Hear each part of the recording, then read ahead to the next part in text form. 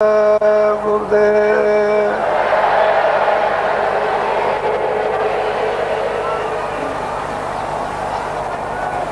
जय गुरुदेव।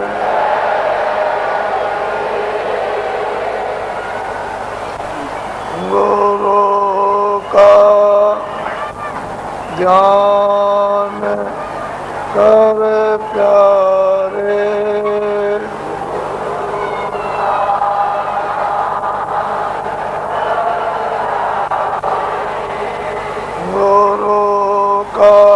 ध्यान कर प्यारे।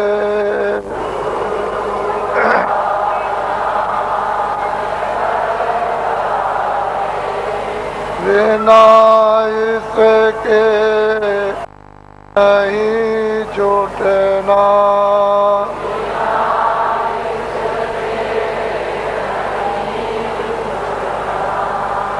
नाम के रंग में रंग जा,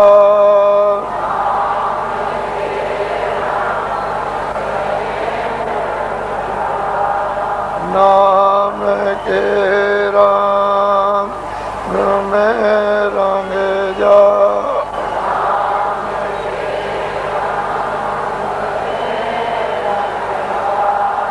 मिले तो धाम निज अपना,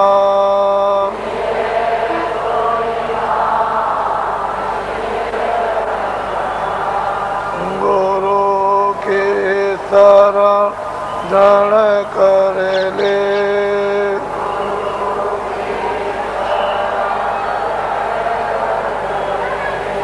गुरु के शरण कर ले।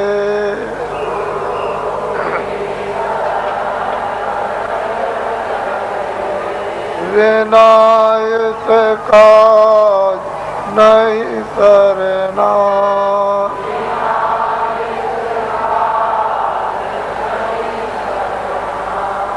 लोभ और मान क्यों चाहे,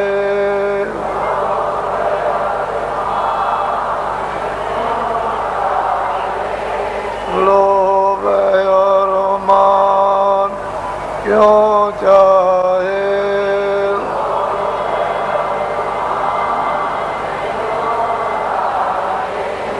पड़ेगा फिर तुझे देना,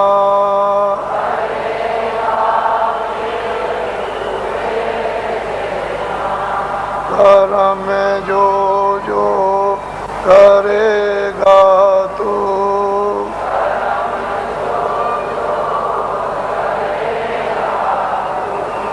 कर्म में जो जो करेगा तू,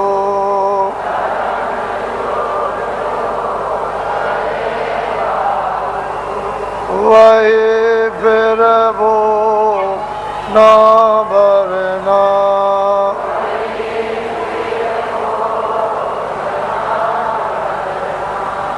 जगत के जाल पे ज्यों त्यों,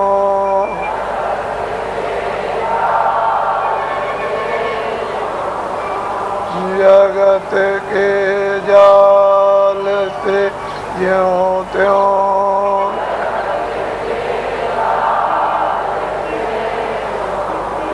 हटो मर्दान गी करना,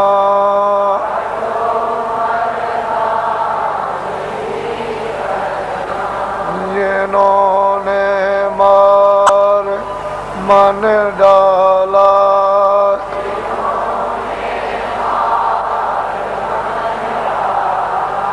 जिन्होंने मार मन डाला,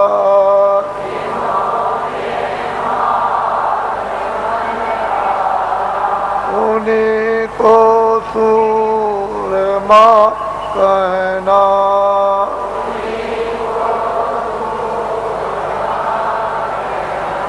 बड़ा मेरी ये मन गठों में,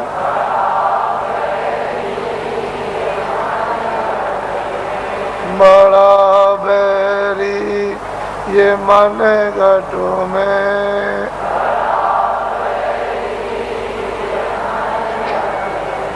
किसी का जीत ना कठिनाई,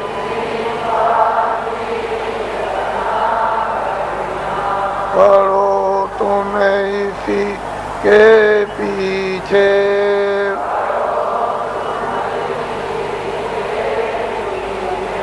पढ़ो तुम इसी के पीछे,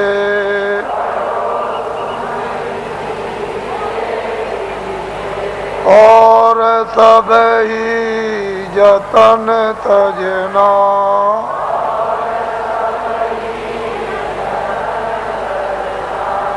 गुरु का ध्यान कर प्यारे,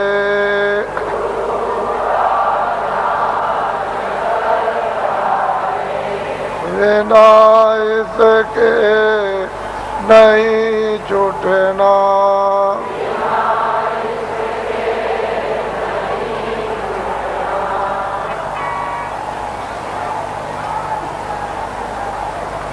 जय गुरुदेव, जय गुरुदेव, जय गुरुदेव,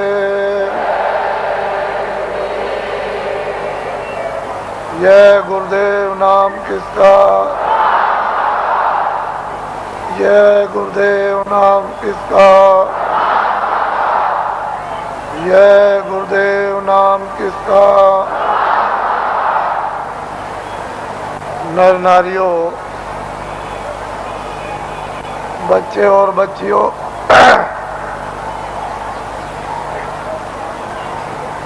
लोग अपने अपने गृहस्थ आश्रम में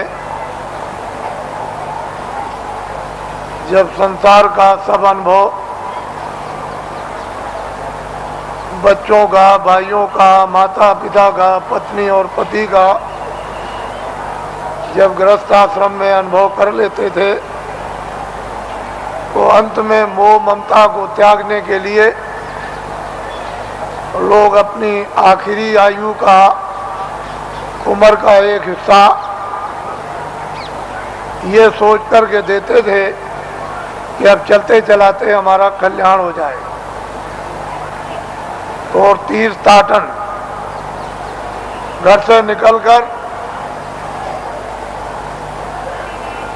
भागवत या गीता कराकर और भोज कराकर देशाटन के लिए, तीर्थ यात्रा के लिए निकल पड़ते थे और ये हाथ जोड़ते थे कि हम आ गए तो आ गए, अब हमको ये समझो कि हम नहीं हैं।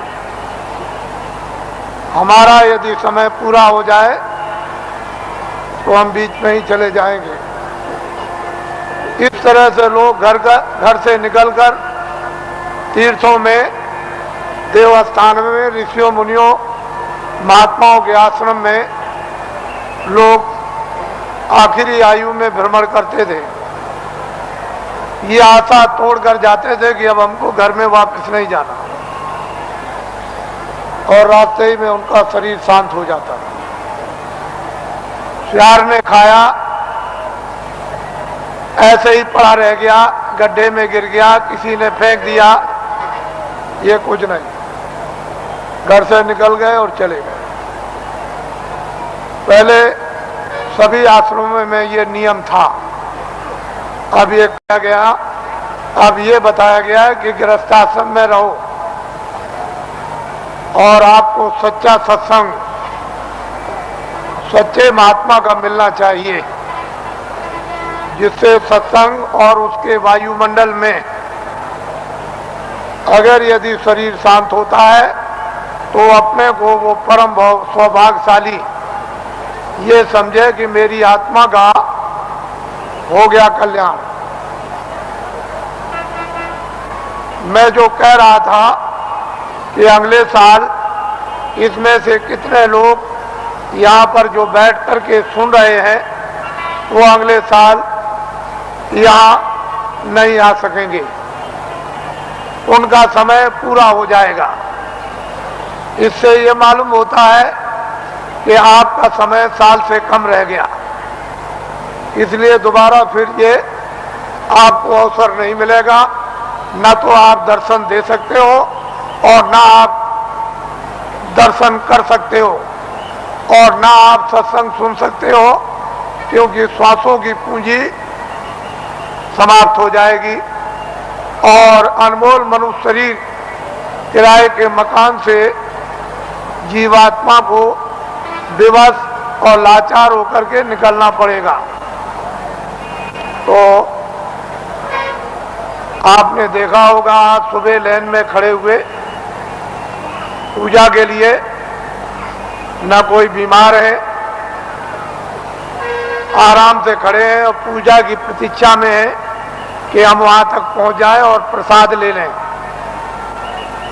और बस उतने ही में जमीन पर बैठे और शरीर छूट गया, यानी जीवात्मा शरीर से निकाल दी गई।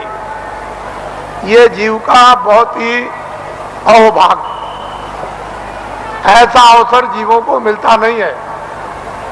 ऐसे वायुमंडल में, ऐसी देखरेख में, ऐसे संकल्प में, ऐसे संदेश में, मालिक की याद में, उसकी पूजा में अगर श्वासों की पूंजी समाप्त हो जाती है और शरीर से जाना पड़े तो उसकी संभाल हो जाती है, वो जीव इधर उधर नहीं जा सकता। महात्माओं को मालूम है कि ये जीव कहाँ जाएगा और इसका हिसाब किताब कहाँ पर होगा, वो पूरा उनको मालूम है।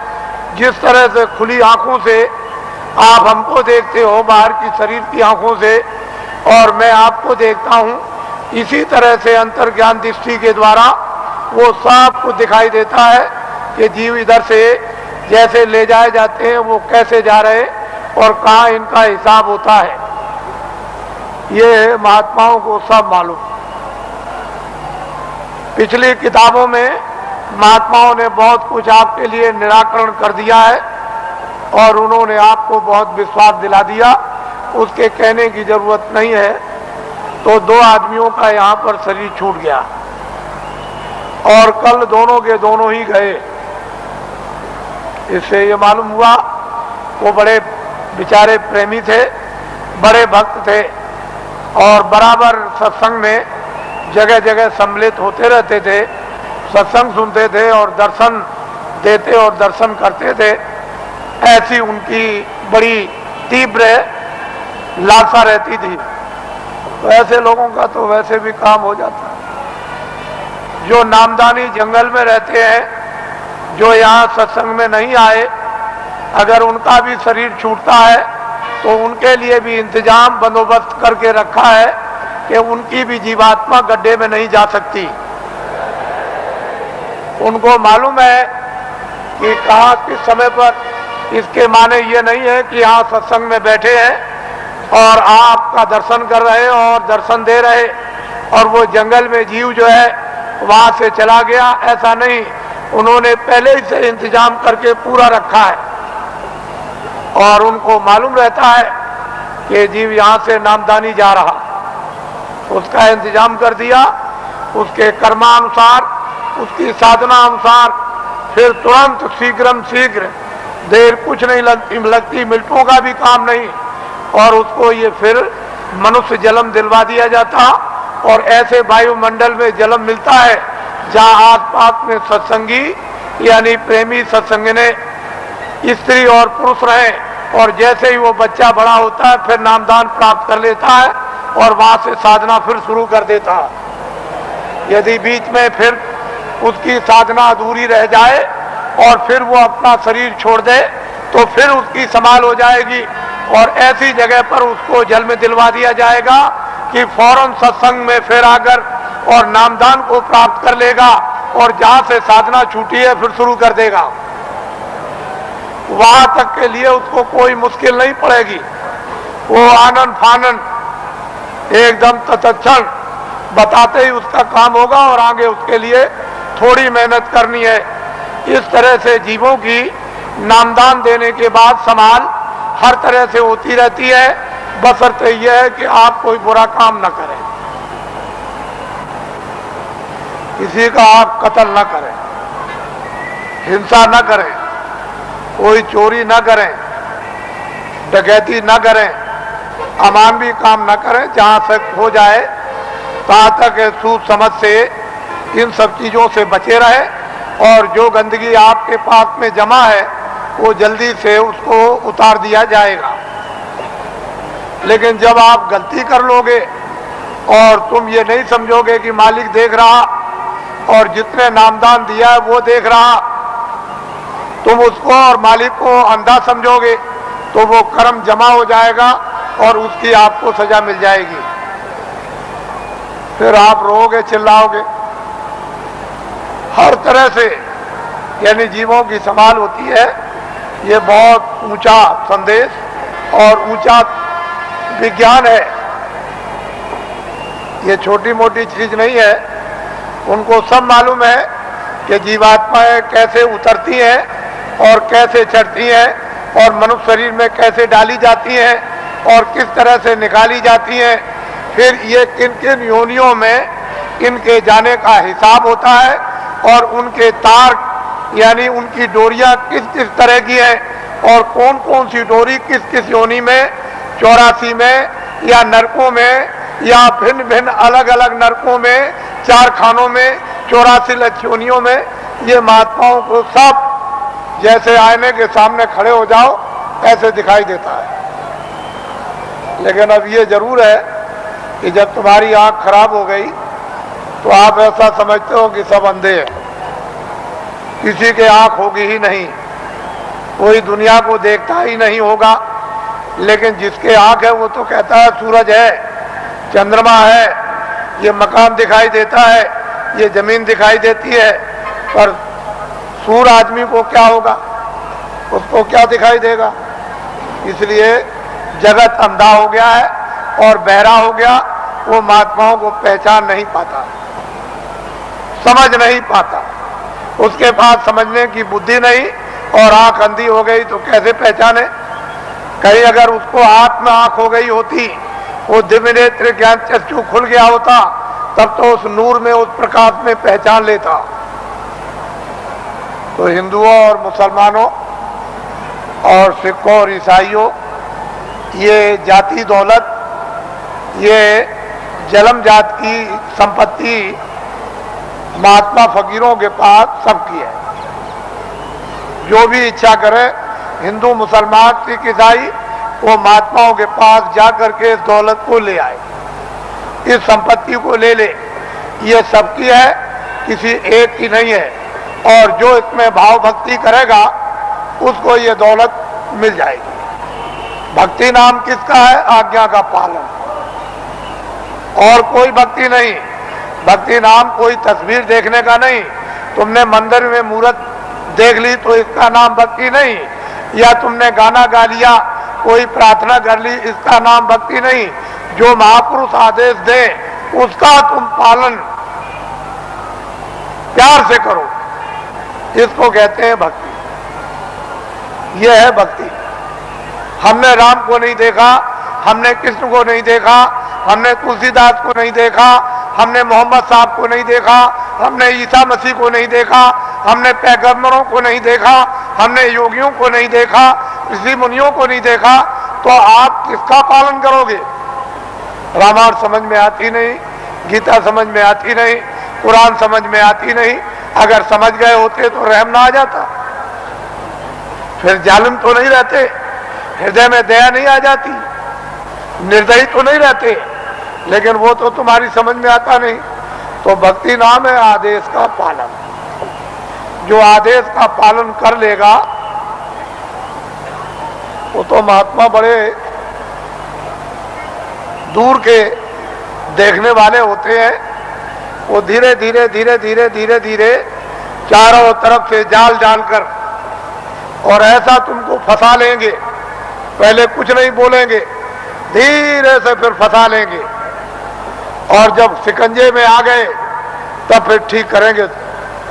वो बड़े होशियार होते हैं, वो इस तरह से ठीक करते हैं जैसे एक भृंगी एक झींगुर को पकड़ते ही फौरन उसने मूंछ काट डाली बिल्कुल, और टांग काट दी, उसके पर को काट दिया और बिल्कुल उसको संपुट कर दिया कि अब ना उड़ सकता है न चल सकता, बिल्कुल करके बराबर कर दिया उसको एकदम, और उसको पकड़ लिया और ले गया और छेद पर अंदर की तरफ सुराग में बैठा दिया और दरवाजे पर बैठ करके भृंगी बस फिर आवाज देता है 24 घंटे। जब उसने भृंगी ने आवाज दिया 24 घंटे के अंदर, तो उसने अपनी सारी शक्ति को झींगुर में भर दिया, तो पर भी जमे आए, उसके पैर भी जमे आए, उसकी मूछें भी जमे आई, और बस 24 घंटे के बाद जो निकला तो फौरन उसने दूसरे को पकड़ा और उसको संपुट कर दिया। तो महात्मा बड़े होशियार होते हैं, तुमको नहीं मालूम कि वो कैसे पकड़ते हैं, आपको कुछ नहीं पता, जानते ही नहीं हो। इसलिए आप ये मत समझो ये सूखा सत्संग नहीं है।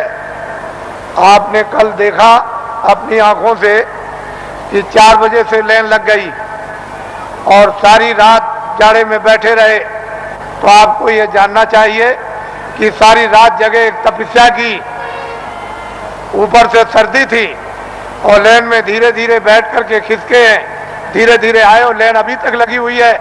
अगर इसको देख करके तुमको अगर कुछ भी देश का और तुमको धर्म का और अध्यात्मवाद का और मोहब्बत प्यार और महात्मा फकीरों और सेवकों का अगर अनुभव नहीं होता है तो तुम्हारी बुद्धि जानवरों से भी गई गुजरी। फिर तो मैं ये कहूंगा कि जानवर ही अच्छे, आदमी अच्छा नहीं। इस दृश्य को आप देखिए, इस दृश्य को वैसे मेरे पास ऐसा रास्ता है कि मैं 4 ही घंटे में इसको निपटा दूं, लेकिन मैं ये दिखाना चाहता हूं कि देवियां कैसी बैठी हैं, कतार लगाकर, पुरुष कैसे बैठे कतार लगाकर क्या इंतजारी कर रहे हैं और इस ठंडी में किस तरह से तपस्या कर रहे बैठे हुए हैं, ये आपको दिखाना चाहते हैं। ये महात्माओं का गोपनीय राज है। ये राज और रहस्य कुछ दिनों के बाद आपकी समझ में आएगा, अभी तो नहीं आ सकता। इसमें अगर आध्यात्मिकता का कहीं मसाला ना होता, सच्चा और सत्य, तब तो आप बहुत दूर चले गए होते। ये तो असली चीज है और वही सबको घूम फिर करके उसी जगह पर आ जाना। आएंगे वहीं, वो रास्ता एक दिया जा रहा, अभी रास्ता और रास्तों के स्रोत अभी खोल दिए जाते हैं, तो चारों तरफ गली कूचे से और फौरन पगडंडी और सड़कों पर आकर और फौरन आ जाएंगे बिल्कुल। फिर आप देखिएगा इस दृश्य को,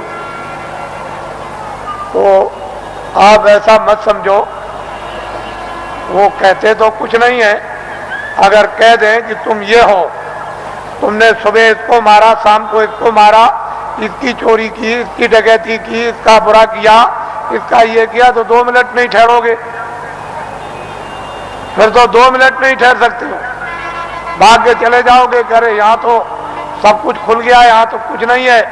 लेकिन वो धीरे से पोशीदा रखकर वो धीरे धीरे धीरे धीरे जब रास्ते पर ले आएंगे और बांध लेंगे, तो कहेंगे अरे बेटा, ए बच्चे, तूने बहुत कुछ कर लिया, ये काम किया है।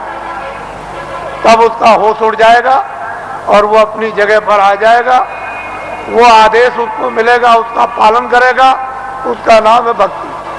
वाल्मीकि बदल गए, गंगा बदल गई, सदन कसाई बदल गए और बड़े बड़े राजे और जिम्मेदार बदल गए और डाकू और बदमाश बदल गए, बड़े लुच्चे और लफंगे बदल गए। महात्माओं के पास पहुंच करके बदल जाते और बड़े बड़े सिद्ध हो गए और बड़े ज्ञानी हो गए और त्रिकालदर्शी हो गए और जो इतिहास बना दिया उसको अभी तक कोई काट नहीं सका। उन्होंने लिख दिया मैं सबसे बुरा था, मैं सबसे पापी था, मैं सबसे गुनाहगार था और सब कुछ चिल्लाकर उन्होंने किताबों में ढंढोरा पीट दिया। लेकिन यह है कि जिस महापुरुष के चरणों में गए उन्होंने उस सबको क्षमा कर दिया। उसके बाद में मसाला है, जड़ी है, औषधि है, बूटी है, उसको लगा करके और सबको धो डाला। तब उसको स्वच्छ और साफ और निर्मल और शुद्ध और पवित्र है, उसको कर दिया, उसकी तब महिमा होती है, तब गुणगान होता, तब भक्त और भगवान की लीला होती है। नहीं तो वैसे तो कौन भगवान को पहचान सकता है? भगवान तो भक्तों को पहचान लेगा, लेकिन भक्त कौन है? कोई नहीं। भक्त और भगवान का एक रस, एक रूप और एक भाव जब बन जाता है तब लीला होती है भक्त और भगवान की, स्वामी और सेवक की, और मुर्शिद और मुरीद। तो मुसलमान जो मस्जिद में इबादत करते हैं, उनके इबादत करने का तौर तरीका सही नहीं है, गलत है। इसलिए मुसलमानों की इबादत खुदा कबूल नहीं कर रहा। क्यों नहीं कर रहा? कि उन्होंने अपने दिल और दिमाग को पाक साफ नहीं रखा, और गंदगी से मालिक इबादत को कबूल कभी कर नहीं सकता। इसलिए उनकी इबादत कबूल नहीं होती और वक्त उनका जाया हो रहा।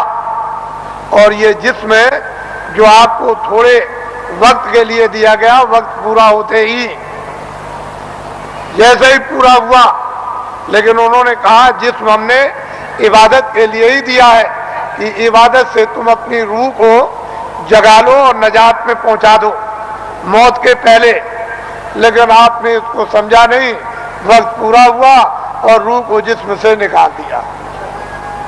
जिस तरह से हिंदू की जीवात्मा निकाली जाएगी, उसी तरह से मुसलमान की रूह निकाली जाएगी, और फैसला दोनों का एक ही तख्त पर होता है, अलग अलग नहीं। वहां न कोई हिंदू है, न वहां कोई मुसलमान। वहां तो जो भी तुमने अच्छे और बुरे जो काम किए वो वहां पर हैं, और उसी का इंसाफ हो जाएगा। वहां किसी शहादत और गवाही की जरूरत नहीं। ये सब कुछ है, महात्माओं को, महान आत्माओं को ये सब दिखाई देता है। इससे मालूम होता है कि वो कौन है हिसाब करने वाला, और किस तरह से हिसाब करता है, और किन लोगों को फिर मनुष्य शरीर नहीं मिलता और कब तक नहीं मिलता है, ये महापुरुषों को सब मालूम। अब आप लोगों से हमारी ये विनय और प्रार्थना है कि अब आप लोग अपना उम्र का जो थोड़ा बहुत बचा हुआ हिस्सा है, कुछ तो आप खेती दुकान दफ्तर में लगा दो, कुछ बच्चों की सेवा में लगा दो, कुछ मान सम्मान में लगा दो, कुछ सोने में। थोड़ा सा समय बचाओ इसी मनुष्य मंदिर में, जिस्मानी मस्जिद में, तो सच्चे खुदा की रूह से इबादत हो जाए और सच्चे भगवान का जीवात्मा से भजन हो जाए। तो ये जीवात्मा उस नूर को, यानी वो रूह नूर को वो पाले, यानी जीवात्मा उस प्रकाश को प्राप्त कर ले जो इसकी जान है, जिसके बगैर ये बेखबर और अकेली इस बियाबान अंधकार जंगल में ये मारी मारी फिरती है, उसका कोई सहारा देखभाल करने वाला नहीं। इतना काम तुम करोगे बचा हुआ थोड़ा समय, बाकी जो जो आदेश आपको मिलता जाए 23 घंटे के अंदर, 1 घंटा तो आप रिजर्व कर लो कि 10 मिनट सुबह, 10 मिनट शाम को, 10 मिनट दोपहर में, 10 मिनट दोपहर बाद और 10 मिनट अर्ध रात बाद। इस तरह से 1 घंटा तो रिजर्व कर लो, बचा करके रख लो, और 23 घंटे के लिए जितना जितना आदेश मिले, दफ्तर के लिए, दुकान के लिए, और खेतों के लिए, और बच्चों की सेवा के लिए, आए गए मेहमान के लिए, और सोने के लिए, और स्नान करने के लिए, अस्पताल में जाने के लिए, जितना आपको आदेश मिल जाए वो तो आप इसकी हिफाजत कर लो। इसमें बैठी जीवात्मा, उसकी भी हिफाजत कर लो। दोनों काम आपके लिए सुलभ हो जाएं, ये भी ठीक, और जीवात्मा भी तुम्हारी जाग जाए। लेकिन इसी से जगेगी जब ये ठीक रहेगा, निरोगी रहेगा, और स्वच्छ रहेगा, और साफ रहेगा, और पाक रहेगा, तो फिर जीवात्मा भी साफ हो जाएगी और निरोगी हो जाएगी। नहीं ये रोगी तो वो भी रोगी, ये गंदा तो वो भी गंदी, मन गंदा, बुद्धि गंदी, आंख गंदे, चित्त गंदा, तो जीवात्मा और अंतःकरण भी गंदा। तो फिर बीमारी कैसे जाएगी, ये रोग और कोड़ कैसे जाएगा? तो इसलिए आप थोड़ा रिजर्व करो अपने समय। फिर थोड़े ही समय के बाद जब नशा उतरने लगेगा तो अफीम का नशा कुछ नहीं, शराब का कुछ भी नशा नहीं। ये वो नशा है कि एक बार पी लो तो फिर कभी चढ़ी उतरती नहीं है। मेरे पास बहुत से लोग आते हैं और बड़े बड़े प्रलोभन दिए कि चलो आप ही को प्रधानमंत्री बना देंगे। अरे मैंने कि चलो, तुम एक प्रधानमंत्री नहीं, लाखों और करोड़ों, उसकी भी जरूरत नहीं है। वो तो कूड़ा कचरा है। प्रधानमंत्री का स्थान कूड़ा कचरा बदबूदार है। ये सब तुम्हारा कोई असर लगने वाला नहीं है। इसको छोड़ दो। धन और दौलत ये सब छाया है, ये वक्त से ये सब अलग थलग, और ये भी छाया, ये मैल है।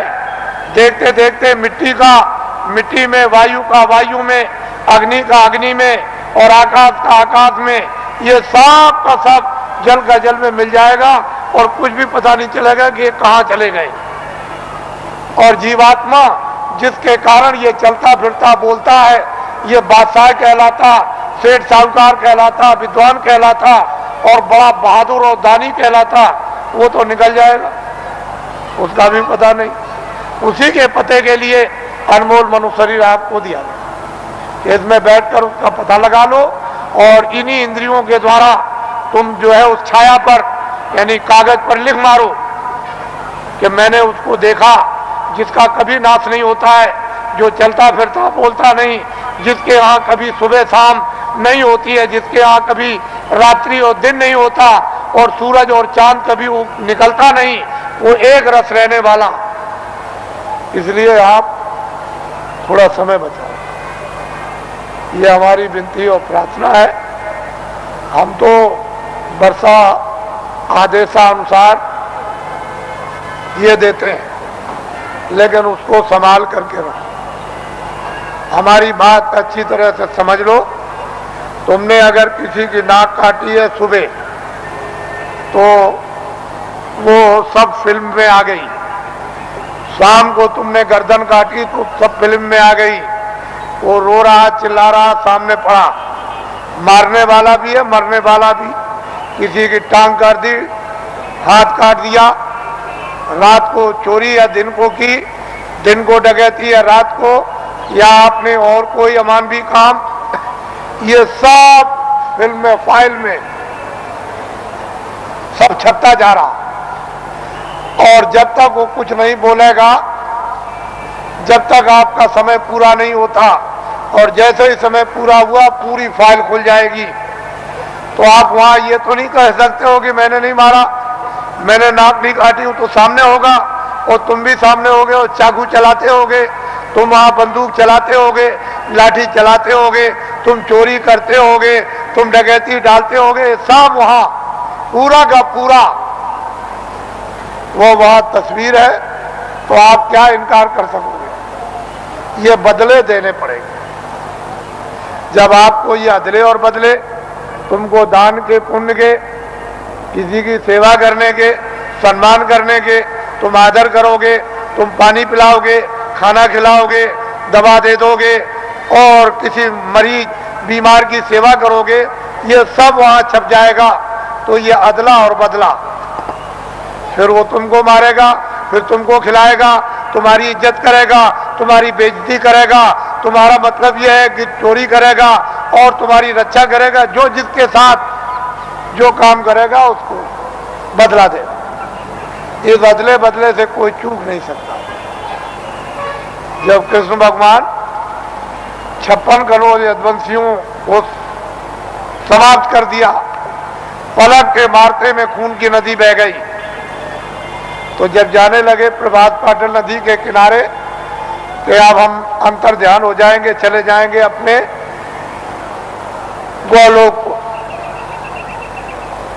उसी समय एक बहेलिये ने उधर देखा तो उनके पैर में पद्म था। उसने सोचा कि हिरन पानी पी रहा, तो फौरन निशाना लगा करके उसने मार दिया। और उस बहेलियों को मालूम हो गया कि लग गया। वो फौरन दौड़ करके आया तो देखा कि वहां कृष्ण भगवान बैठ करा रहे हैं, बड़ी पीड़ा हो रही। तो उसने कहा, अरे भगवान ये क्या हो गया, मैंने तो सोचा था कि हिरण पानी पी रहा और यहाँ आप निकल आए, मैंने तो बड़ा अपराध किया। कह लगे, भाई तुमने कुछ नहीं किया, मैंने रामा अवतार में पेड़ की ओट में होकर के हमने बाली को मारा था और बाली बहेलिया बना, तो फिर वो द्वापर में कृष्णा अवतार में उसने अपना बदला ले लिया। जब ऐसी ऐसी शक्तियों से ये बदले नहीं चुक सकते हैं, उनको भी बदला देना पड़ेगा, तो तुम्हारे पास तो कोई शक्ति और ज्ञान नहीं, तुम कोई योगी तो हो नहीं, तुम तो मतलब यह है कि आज सिद्धि प्राप्त करने वाले तो हो नहीं, तो तुमको तो ये बदले देने ही पड़ेंगे। जब ऐसी ऐसी शक्तियों को देना पड़ा और किताबों में लिख दिया कि ये हमसे भी बदला नहीं चुक सकता, हमको भी देना होगा, लेकिन संत इस बदले को चुका देते हैं। उनके पास बदले के चुकाने का मसाला है, योगियों के पास नहीं है, सिद्धों के पास नहीं, ज्ञानियों के पास नहीं, तत्वदर्शियों के पास नहीं, संतों के पास में इसका मसाला है, इसको चुकाने का, और किसी के पास नहीं। तो आपको तो ये भेद मालूम है नहीं, फिर आपने तो कृष्ण को देखा नहीं कि आप जल्दी से कहोगे कि नहीं हम भी हैं। फिर जब आपने देखा नहीं तो पूजा किसकी कर रहे हो? अरे किताब में लिखा है कि तुम जाओ, अगर मुझको पाना चाहते हो, मेरा दर्शन करना चाहते हो, मेरे लोक में आना चाहते हो, तो जो मुझको पा चुके हैं तत्वदर्शी, जिन्होंने अपनी जीवात्मा को जगाकर और ज्ञान चक्षु द्वारा जिन्होंने मेरा साक्षात्कार किया है, तुम उनके पास चले जाओ, वो मेरा भेद बताएंगे और उनकी कृपा और मदद और सहायता से तब मेरे लोक में तुम आओगे। तो ये तो कोई मानने वाला है नहीं, तो बताओ फिर पूजा किसकी हो गई?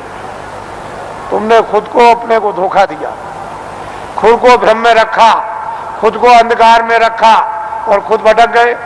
कौन बताएगा आपको? आपकी आत्मा की कौन रक्षा करेगा, कौन संभाल करेगा?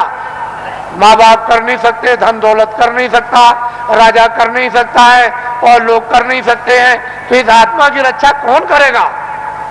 जो किताबों में लिखा हो आपकी समझ में आता नहीं, आप तो किसी महात्मा महान आत्मा को खोजते नहीं हो, और आपके पास भी चला जाए तो आप उसको पहचानते नहीं।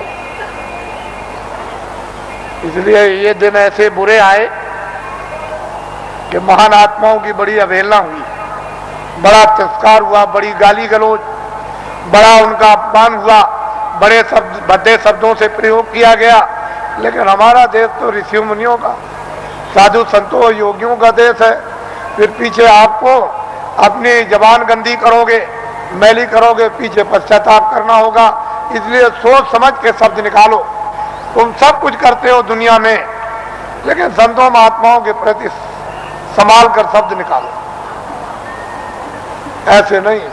तो इसलिए वो मनुष्य है जो अपनी जबान को संभाल करके रखते हैं और धीरज रखकर विवेक से काम लेते हैं, बुद्धि का उपयोग करते हैं। लेकिन बुद्धि ही नष्ट हो गई हो और बुद्धि पर पागलपन का असर आ गया हो, जहर फैल गया हो, तो बुद्धि बेचारी क्या करेगी? वो क्या समझेगी? भूत का, भविष्य का, वर्तमान का, योगियों का, महात्माओं का, आत्माओं का, ज्ञान का, विज्ञान का, उसकी समझ में क्या आएगा? तो इसलिए समुद्र भरा है आपके मनुष्य मंदिर में, और महात्मा ये सब कर्मों को चुका देते हैं। कहीं सेवा कराकर, पानी पिलाकर, कहीं दवा दिलवाकर, कहीं रोटी खिलवाकर, कहीं झाड़ू लगवाकर, कहीं रात बता करके रास्ते में खड़ा करके, कहीं बैठा कर सर्दी में, कभी गर्मी में, ये धीरे से यानी कर्मों को चुका देते हैं। उनके पास में रास्ते हैं चुकाने के, और अदला बदला जब चुका दिया तो वह छुट्टी पा गए। जब तक तुम अदले बदले नहीं दे सकते हो, तब तक कोई भी जीव काल के देश से, ये नरकों से 84 से कभी छुटकारा पा ही नहीं सकता। तो महात्माओं के यहाँ भाग भाग के रास्ते चुकाने के हैं, वो जरा से काम से चुका देते। उसको भी बुला लिया, उसको भी बुला लिया, मद्रास से भी बुला लिया, हिमाचल से भी बुला लिया, जंगल से भी बुला लिया, शहर से भी बुला लिया, हिंदू को भी बुला लिया, मुसलमान को और सिख को भी बुला लिया, और गरीब को भी बुला लिया, और अमीर को भी बुला लिया, और बुला करके बस एक दूसरे की सेवा करा देते हैं, सेवा दिलवा देते हैं और कर्मों को चुका देते हैं कि भाई अब कर्म चुक गया। तुमने नहीं सुना कि सेठ साहूकार जब कर्जा बांटते हैं और कर्जदार जब देने के लायक नहीं होता तो अंत में सेठ साहूकार कहते हैं अच्छा जो तू दे सकता है मूल दे दे। तो कह लगे सेठ जी हम इतना दे सकते हैं, हमारे पास सामर्थ्य नहीं। क्या अच्छा ला दे दे, जा मैं अपने कागज से तुझको माफ करता हूं और ब्याज भी छोड़ देता हूं। तो छोड़ देता। तो ये ब्याज और कर्म कर्जा ये पहाड़ों की तरह से लदा हुआ है, ये बिना संतों के कोई माफ नहीं करेगा। इसको हमेशा इस बात के लिए जब थोड़े दिनों के बाद जब ये विद्या प्राप्त होगी लोगों को तो स्वयं लोगों को अनुभव होने लगता है कि कर्म कर्जा बिना संतों के मैं ब्याज के ये चुक नहीं सकता। आप इसको जानते हैं, मालूम है आपको, लेकिन बहुत सुलभ है, बहुत सरल है, बहुत सहज है। तो इसलिए ये स्थान है जो आपको कल और परसों बताए गए। इन स्थानों पर ईश्वर और ब्रह्म और पार ब्रह्म और महाकाल पुरुष बैठे हुए हैं। इन्होंने अपने देवी और देवताओं को अपने मतलब ये कारगुजार बड़े बड़े पदाधिकारियों को अपने अपने लोक में इन्होंने स्थापित कर रखा है और वो सब काम करते रहते हैं। जैसे ब्रह्मा विष्णु महादेव और पार्वती लक्ष्मी और सावित्री, और इन्होंने अपने अपने और लोगों को काम दे दिया और आद्या महाशक्ति ने इनको काम दे दिया और निरंजन भगवान ने एक आद्या महाशक्ति का लोक बनाया जिसमें इतना बड़ा लोक है कि मृत्यु लोक से ज्यादा बड़ा स्वर्ग और स्वर्ग से ज्यादा बड़ा बैकुंठ और बैकुंठ से बहुत बड़ा शक्ति लोक। उस शक्ति लोक में स्त्रियां राज करती हैं। पुरुष स्वरूप का यानी पुरुष रूप का और पुरुष की शकल का नाम और निशान नहीं है, वह सारी की सारी स्त्रियों का राज उस मंडल में उसको कौन पार कर सकता है, किसकी सामर्थ्य है। उसके बाद निरंजन भगवान का जो धाम है वो तो मतलब है कितना बड़ा, तो कितना बड़ा। उसके ऊपर फिर माया का देश है, वहां माया ही माया है, वहां पुरुष का कहीं भी नाम निशान उस बड़े इतने बड़े जितने जितने माया के लोग हैं उसमें कहीं भी कोई पुरुष नहीं दिखाई देता। और फिर ब्रह्मधाम, आपको तो ये राज मालूम है। तो इसकी साधना दोनों आंखों के पीछे जो जीवात्मा बैठी है और ऊपर से आवाज आ रही है लेकिन कान तुम्हारे बंद हो गए और तुम जुग जुग से यानी कितने कल्प बीत गए जब से आए तब से सो गए। कोई तुमको महापुरुष, कोई योगी, कोई सिद्ध पुरुष तुमको जगाने के लिए मनुष्य मंदिर में मिला नहीं कि तुम्हारी जीवात्मा को घाट पर बैठाल के जगा दे। अब ये वक्त और समय आ रहा, हम उस तरह का सब माहौल तैयार किए देते हैं। जब सब चीज तैयार हो जाएगी, खरपतवार जब तैयार हो जाएगा और वो गीला ना हो, सूख जाएगा, तो बस ऐसे माचिस लगाई तो वो 11 रुपये जब माचिस लगेगी तो भक पेट्रोल की तरह से भक आग लग जाएगी। तो जल भून करके तुम्हारे सब पाप भस्म। इसको कहते हैं 11 रुपये अग्नि। ये जब प्रज्वलित होगी तब देखिए आप क्या होता है। तो हम तो ये वो दिन आपको बताना चाहते हैं कि स्त्रियां भी और पुरुष भी यहीं से बैठकर दिन में काम करेंगे और रोज स्वर्ग में जाएंगे, बैकुंठ में जाएंगे, उधर देवी देवताओं का दर्शन करेंगे और वहां ब्रह्मा विष्णु महादेव उनका भी दर्शन करेंगे और उसके ऊपर भी जाएंगे और रोज लौट करके चले आएंगे और खेती भी करेंगे, दुकान और दफ्तर का भी काम करेंगे और शाम को बच्चों की सेवा और बैठ जाएंगे और फिर निकल जाएंगे। बड़े ध्यान से आप सुनिए, ये आसक्त रहित ये परिवार होगा जैसे राजा जनक थे। उनको राजकाज आदेश का पालन करना था, उसको कोई मोह ममता नहीं थी, निर्लेप थे, जिसको कहते हैं विधेय। कोई आसक्ति ना हो उनको, उसको विधेय। उनकी जीवात्मा आत्मा जाग गई। हम उस चीज की आपको तैयारी करके धीरे धीरे उसी तरफ जा रहे हैं। ये तैयारी हो जाए और इतनी प्यास लगेगी कि तुमसे उस समय यह कहा जाएगा कि तुम लोग प्रधानमंत्री बन जाओ, तुम मुख्यमंत्री बन जाओ, ले तुम राजा बन जाओ और तुम ये बन जाओ, तो तुम फौरन फेंकोगे कि हमको नहीं बनना, इसकी जरूरत हमको नहीं है, हमसे ये काम नहीं हो सकता। अरे भाई वो चीज तो कुछ और है, तुम यहां मरे जा रहे हो वैसे ही बेमतलब।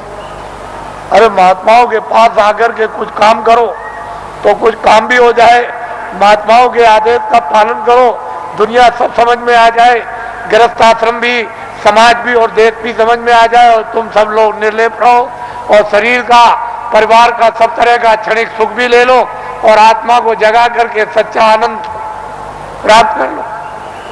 असली काम क्यों नहीं, नकली में फंसे फंसे फंसे फंसे। और ये जो नशे चढ़ा रखे आपने, एक नशा,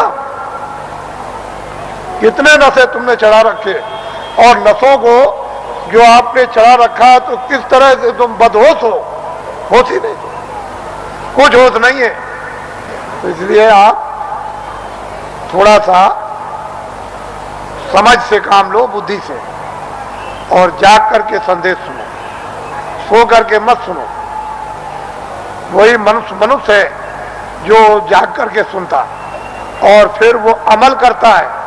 जैसे वस्त्र पहन लिया तो ठंडी दूर हो जाएगी, गर्मी दूर हो जाएगी, बरसात की हवा नहीं लगेगी, लेकिन जब तुम उस वस्त्र का अमल ही नहीं करोगे, वस्त्र पहनोगे नहीं, शील, क्षमा, संतोष, विरय, विवेक, ये एक वस्त्र है जो पहन लिया जाता है, तो काम, क्रोध, लोभ, मोह, अहंकार पता नहीं किधर चले गए।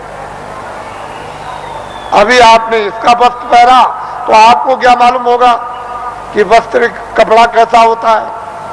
तो आप लोग आज, क्योंकि बहुत से लोग सुबह भी आ गए, रात को भी, नामदान तो कल हुआ था, ये नामदान सर्वोपरि दान है। इसको ऐसा मत समझिए, वक्त और समय आएगा तो लोग बहुत भटकेंगे इसके लिए। जो आज इसकी अवहेलना, तिरस्कार करेगा, उसको 200-200 मील, 400-400 मील, 500-500 मील दौड़ करके जाना पड़ेगा। ये अभी से मेरी बातों को याद रखिए, ये नामदान सर्वोपरि दान है और ये आत्मा के धन का दान है, आत्मा के ज्ञान का, आत्मा की सिद्धि का और आत्मा की शक्ति का और आत्मा के अमृत का ये सच्चा दान है। ये बाहर का वो छाया का दान नहीं है। इसलिए वो मंत्र नहीं है जो गुरु मंत्र, ये गुरु दीक्षा नहीं है, ये आत्म मंत्र है, आत्म दीक्षा है, इसलिए इसको नामदान कहते हैं। आप लोग इसको सम्मान से ले लो और ये सबके काम आएगा। हिंदू, मुसलमान, सिख, ईसाइयों के, छोटे बड़े, बच्चे और बच्चियों के, ये अमूलक वस्तु है, ये हीरे जवाहरात से नहीं मिलेगी, चाहे जितना भी दुनिया में बांटो। जब उस प्रभु की कृपा हो जाएगी उन महात्माओं पर, तभी वर्षा होगी, इसके पहले कुछ छेड़ने वाला नहीं, पत्ता नहीं हिलेगा। लेकिन जो दया उनकी हो गई कि इन आत्माओं को अवसर दे दो, इनको मौका दे दो, इन पर वर्षा कर दो और ये बीज डाल दो, जब वो ऋतु और समय आएगा तो जम जाएगा। महात्मा फकीरों की मेहनत व्यर्थ नहीं जाती। तो मैं आदेश का पालन कर रहा हूं और ये सर्वोपरि आत्मदान आपको दे रहा हूं, उसको आप सम्मान से ले लो। और 2 मिनट, 4 मिनट, 5 मिनट, 1 मिनट, आधे मिनट मनुष्य दरवाजे पर, मनुष्य आत्म दरवाजे पर बैठकर आप जिस तरह से बताया जाए उस तरह से आप भजन करो। यहीं पर अगर दरवाजे पर बैठ करके आपने भजन कर लिया तो रिद्धियों सिद्धियों का सबका भंडार उदय हो जाएगा, यहीं से सब चीजें मिलने लगेंगी। लेकिन दरवाजा नहीं मिला और वहां बैठ करके भजन नहीं किया तो कुछ मिलने वाला नहीं है।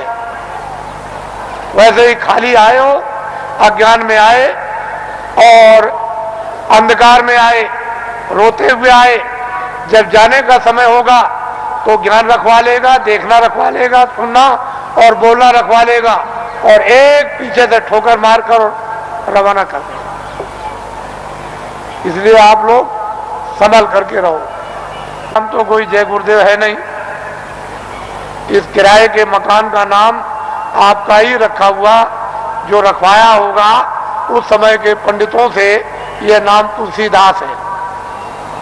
और जय गुरुदेव नाम उस परमात्मा का, ईश्वर का, भगवान का, उस सर्वशक्तिमान, उस ब्रह्म का, उस अल्लाह ताला यानी खुदा और गाड का नाम। ये किसी इंसान आदमी का नाम नहीं। तो जो नाम मैं भगवान का बोलूंगा सब लोग एक साथ बोलेंगे, आगे पीछे नहीं। जो नाम बोलता जाऊं सब लोग उच्चारण करना, जिससे हमको मालूम हो कि आप शुद्ध नाम का उच्चारण कर रहे हो। जब मैं बोल बंद हो जाऊं तो आप भी बंद हो जाना। बोलो जय गुरुदेव। और ये आत्माओं का गोपनीय यानी रूहों का ये छुपा हुआ राज, ये खजाना है। ये जब तुम जरा सा रियाज और जरा कमाई करोगे, थोड़ी सी आप मेहनत, अभ्यास और साधना करोगे तो जल्दी से ये प्रकट होने लगेगा। लेकिन तुम ऐसे ही बैठे रह गए तो घर का भी कोई काम नहीं होता। और वैसे घर में भी कोई आपको नहीं पूछेगा, अरे भाई काम प्यारा, चांद थोड़ी प्यारा है। अरे भजन करोगे तब तो तुम प्यारे बनोगे, तब तो तुम्हारी जीवात्मा इस अंधकार से, इस जड़ता से निकलेगी। लेकिन भजन नहीं करोगे तो कौन किसको प्यारा? पति स्त्री को जवाब देता है, स्त्री पति को जवाब देती है, माँ बाप बच्चे को जवाब देते हैं। चाम नहीं प्यारा, काम प्यारा। अरे बातें प्यारी नहीं है, साधना और भजन और प्यारा है। तो इसलिए थोड़ा तुम भी मेहनत करो, हम भी करो, दोनों की मेहनत से ये हो जाएगा, काम पूरा हो जाएगा। आज गुरु महाराज का ये उनका पुण्य, जो संकल्प यहाँ छोड़ गए हैं, जो आशीर्वाद और आदेश जो दे गए हैं, ये सब उनकी चीज है। हमारे पास कुछ उन्हीं का आशीर्वाद, उनकी दी हुई ये दौलत है। और उन्होंने आदेश दिया है कि इस तरह का जब समय आएगा तो बांट देना, वो आपको मिलेगी। उनकी ये स्मृति है, यादगार, कि ये खजाना महापुरुषों ने बांटने के लिए दिया है। ये उनकी यादगार और वो सब चीजें ताजी। गुरु महाराज बड़े सादे थे, बड़े सीधे थे, बहुत सादगी थी, बड़े सीधे थे, बड़े भोले थे, लेकिन जानते सब कुछ थे। कोई चीज उनसे छुपी नहीं, सब कुछ जानते थे। और उन्होंने ये संकल्प, तो उनका ये संकल्प है कि जीवों को बहुत लाभ होगा, रूहानियत का, आध्यात्मिकता का। आगे सब लोग तैयारी करो, भंडार खुलेगा और सब लोग उस भंडार में प्रवेश होंगे और असली खजाने की लूट होगी। लोग लूटेंगे अपनी अपने दामन, अपनी अपनी झोली, नेत्रों की झोली, नेत्रों का दामन, दिव्य नेत्र की झोली और दिव्य नेत्र का दामन फैलाकर, और माल की, अद्भुत माल की, दैविक माल की, वो खजाने की यानी लुटाई होगी। और हीरे जवाहरात ये उस लुटाई के सामने कुछ नहीं है। वो चेतन हीरे, वो अमृत के हीरे ऐसे बरसेंगे जिसको ये सब के सब इस मनुष्य रूपी मंदिर में अपनी आंखों से वो लुटाई होगी कि जो वर्णन में नहीं आएगी। आपको क्या मालूम है कि आकाश से क्या वर्षा हो रही है? तुमने अपना दरवाजा ही बंद कर रखा तो वर्षा क्या पता चलेगी? अरे दरवाजा तो खोलो, मुंह तो खोलो, तब वर्षा मालूम हो कि कैसी वर्षा हो रही है अखंड। महात्माओं ने जो कुछ भी वर्णन किया है वो कटु सत्य है, उसमें जरा सा भी कोई गुंजाइश नहीं। तो ये उनकी पुण्यतिथि है और उन्हीं के संकल्प का ये आपको प्रसाद। वो तो देने का एक आधार तो चाहिए, तो कोई आधार आपको, जो आधार है वो आपको दिया जाता है कि इसको आप संभाल करके ले जाएंगे। हो सकता है कि साल भर आपको अवसर न मिले, तो इसको आप प्रसाद को संभाल करके रखेंगे और जरूरत पड़ने पर आप इससे काम लेंगे। अपनी व्याधियों में, परेशानियों में कभी कभी ऐसा भी होता है कि हे मालिक, हमको कुछ नहीं चाहिए, जितने दुख हमारे कर्मों के हों वो जल्दी से जल्दी हमको दे दीजिए, लेकिन प्रार्थना यह है कि बर्दाश्त जरूर दीजिएगा, पर हमको आत्मधन लुटा दीजिए। तो इसलिए भी आत्मधन की लूट के लिए भी प्रसाद खाते हैं, ये तो मुख्य चीज है। लेकिन कभी कभी तरह तरह के कष्ट, तरह तरह की परेशानियां, तरह तरह की हैरानियां परिवार में, बीमारियां परिवार में, बच्चों में और बच्चियों में, पत्नी में और पति में, भाइयों में, माँ में, पिता में, अड़ोसी में, पड़ोसी में, जात में, बिरदारी में, समाज में, दफ्तरों में और राज में और इसमें और उसमें, ये तरह तरह की जो बीमारियां, जो रोग लग गए हैं, उनके लिए भी लाभदायक। लेकिन यह है कि अनुचित उपयोग करोगे तो लाभ नहीं होगा, उचित उपयोग करोगे तो लाभ हो जाएगा। अनुचित क्या उपयोग है कि मैं ये प्रसाद खाता हूं, आज मैं रात को डकैती डालूंगा, मुझे 1 लाख रुपया मिलना चाहिए, ये अनुचित, इससे लाभ नहीं होगा। तुम इसको खा करके डकैती डालोगे, चोरी करोगे, मौके पे पकड़े जाओगे और फिर कर्मचारी अधिकारी पकड़ेंगे तो वो डंडे मारेंगे, कचहरी पहुंचा देंगे, तुम्हारी सजा हो जाएगी। तो अनुचित प्रसाद का उपयोग मत करो, उचित करो।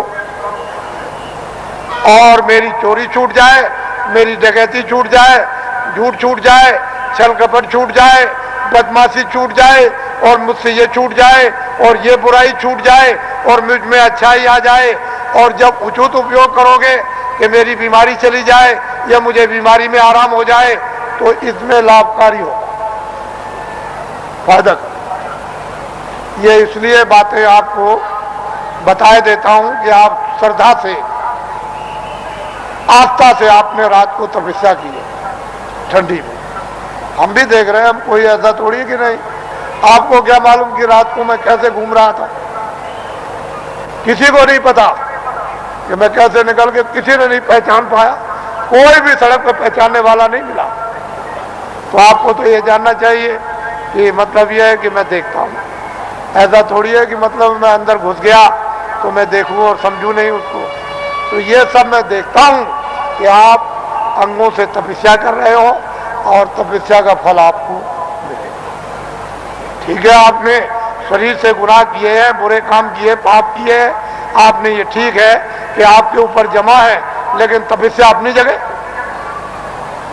वो तो धीरे धीरे धीरे धीरे जिसका ढेर ज्यादा हो जाएगा और फिर एक दूसरे में मिलने लगेगा, तो मिलकर के एक दूसरा अच्छा और खराब खून शोधन करके और खराबी को निकाल देता। वो तो अपने तरीका है।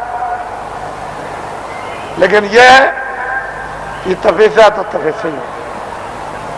तो आपको मैं और कुछ नहीं कहूँगा, क्योंकि ये गुरु महाराज की ये विशेष कृपा और दया यादगार दिन है। आज मैं आपके सामने नामदान ही देकर इसको समाप्त करूँगा। ये लोग जो अभी प्रसाद ले रहे हैं वो उसी तरह से, यानी प्रसाद को ले लें, अच्छा रहेगा और वो उनके लिए जरूरी है। ठीक है, आप इधर आओगे तो ठीक है, लेकिन वो भी संकल्प ही किया, यानी दया मांगी हुई है। तो जब दया मांगी हुई है और वो एक आपके लिए सुलभ है, तो आप क्यों इधर उधर यानी हाथ पैर पीठ पटकते हो? जो चीज मिल रही उसको तो पहले ले लो, और कुछ मिल जाएगी वो भी ले लेना। अरे भाई, इसके माने ये थोड़ी है कि अगर कोई 10 दे तो 10 भी ले लो, कोई ये दे दे तो और भी ले लो, कोई एक दवा दे दे तो वो ले लो, और कोई उससे भी अच्छी दे दे उसको भी ले लो। तो ऐसा क्यों कि बस हम नहीं लेंगे? अरे रोग तो रोग ही है, बीमारी तो बीमारी, भूल भटक तो गुरुदेव। घर जाओ आप, फिर आप मेरी बात को सुन लें। दाए जो इस मैदान में और मैदान के बाहर इतना ही टेंटों में, रावटियों में और इस बाउंड्री के बाहर ये जो अपनी आंखों से आप देख रहे हो, इस स्थान पर 25 सालों से अगैन सुधी 10वीं को प्रतिवर्ष भंडारा हो रहा। प्रत्येक बरस 25 साल से हो रहा। कितने साल से? इसको आप लोग याद करके रखिए। ये सारी जमीनों के हमारे पास दस्तावेज है। हमने इन जमीनों को उस समय पर खरीदा है जब 150 रुपए एकड़ जमीन हमको यहां मिली। इस जमीन की कोई भी पूछ किसी तरह की नहीं थी। 200 रुपए एकड़, 400 रुपए एकड़, 500 रुपए एकड़, यानी 100 डिसमिल का एक एकड़ होता है। तब की हमारी जमीन, यानी हमने इसको 64 में लिया था। 25 सालों से भंडारा हो रहा। जहां इतना बड़ा जन समुदाय मानव बात को समझने के लिए, इस देश की संस्कृति को समझने के लिए और मोहब्बत और प्यार को जानने के लिए, राष्ट्र और मानव की सेवा खिदमत करने के लिए जिस स्थान पर इतनी बड़ी शिक्षा दी जाती हो और सभी जनहितों के काम जितने हो वो सब किए जाते हो, तो आप लोग बुद्धिमानी से काम लो। इसमें आप लोग अपनी भावनाओं का सहयोग दो कि जनहितों के काम लोक परलोक के और भी अच्छे हों। जब आपकी भावनाओं का सहयोग मिलेगा तो मालिक की आप पर भी दया होगी और मालिक की दया का शक्तिपात आप पर भी होगा और बुद्धि जगेगी तो आपको जस मिलेगा, आपकी कीर्ति होगी। और आपको क्या चाहिए? किसी को देश में सात्विक जस, उसकी कीर्ति हो, इससे इस लोक में और कौन सा सौभाग्य प्राप्त होगा? लेकिन 25 सालों से हो रहा। एक स्थान पर मथुरा वृंदावन में किसी भी आश्रम में इतना आदमी नहीं आता। आप देख रहे हो कल नगर दर्शन फेरी,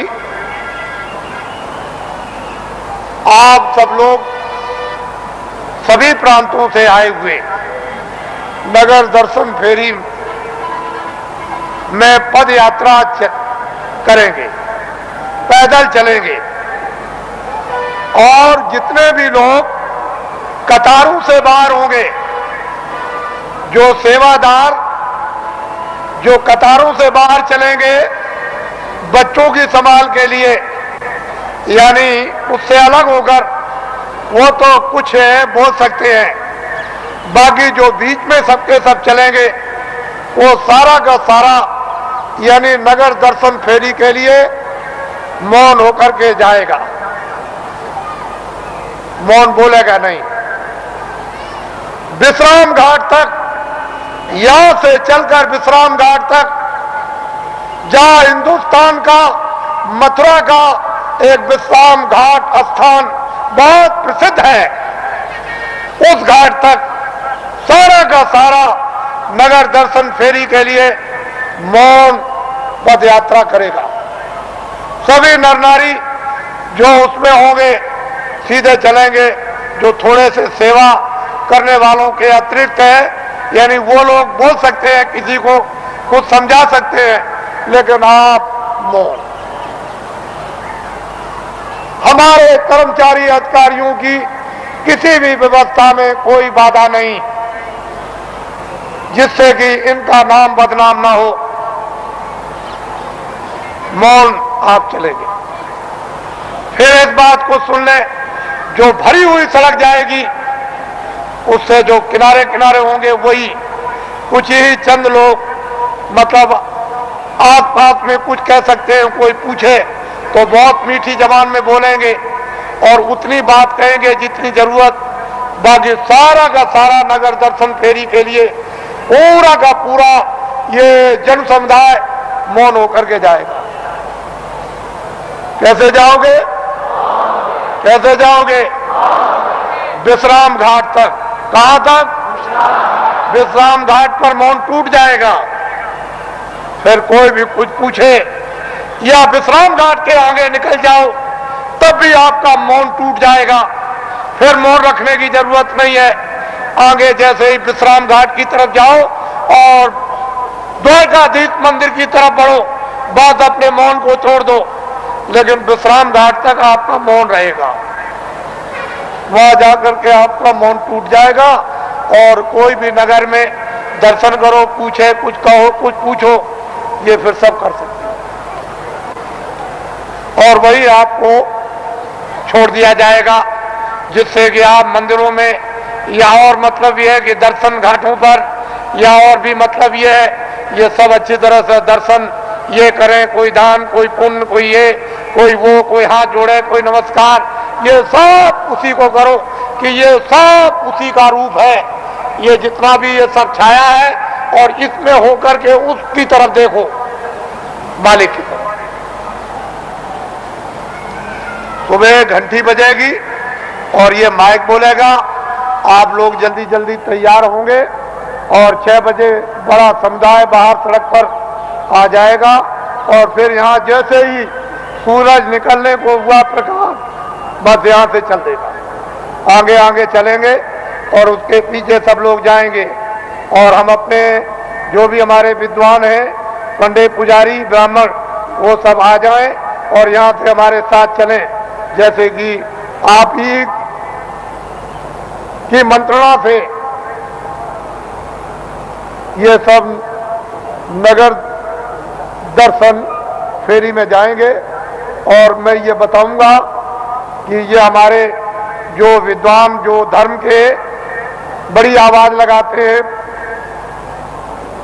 पंडा महाराज जी, ये हमको लिए जा रहे हैं। हम सब लोगों को ये हम बताएंगे वहां, आपको घबराने की क्या बात है। अरे हमको तो, हमको, इनको, सबको कोई ले जाए, लेकिन सही रास्ते की तरफ तो ले चलो, गलत रास्ते की तरफ तो। बोलो जय गुरुदेव। ठहर जाइए, आइए आप। ये हमारे ये चतुर्वेदी समाज के अध्यक्ष हैं। जब हमारी यात्रा आई थी, जब मामला